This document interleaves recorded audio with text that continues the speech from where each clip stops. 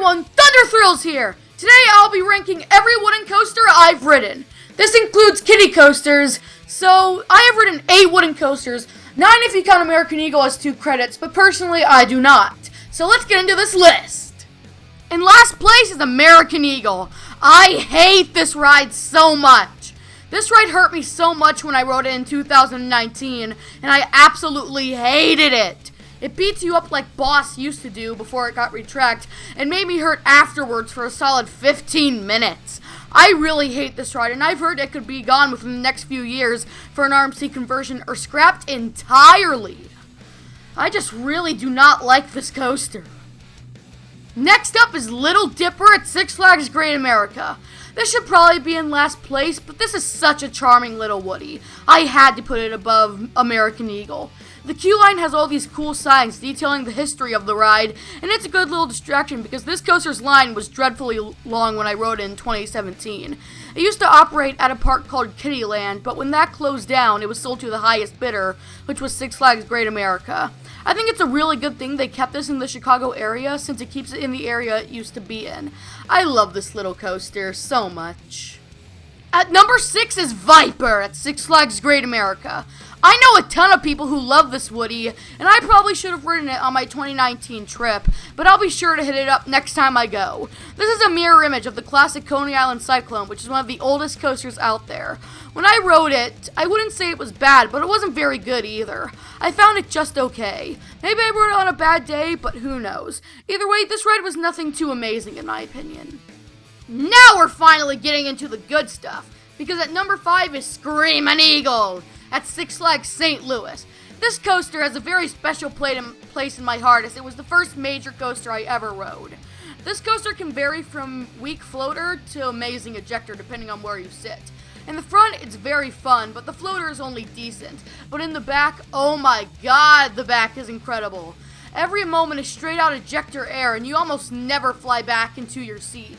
It can be painful and I hurt my back once on it, but I still love this coaster. The next coaster on this list happens to be at the same park, and that coaster is American Thunder. I love this Woody because of how much fun it is.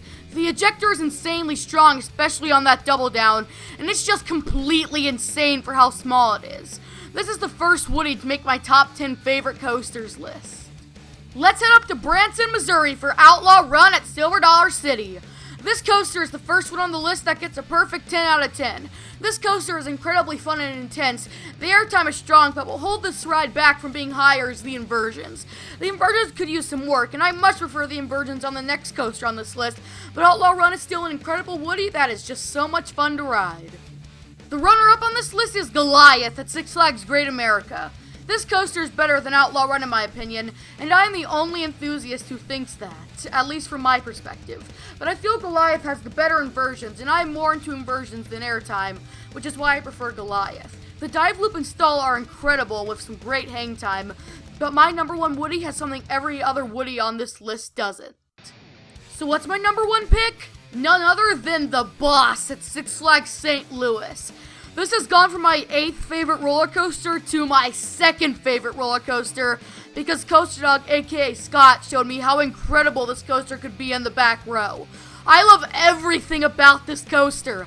The laterals are strong, but what this coaster has above it is the incredibly strong ejector and length.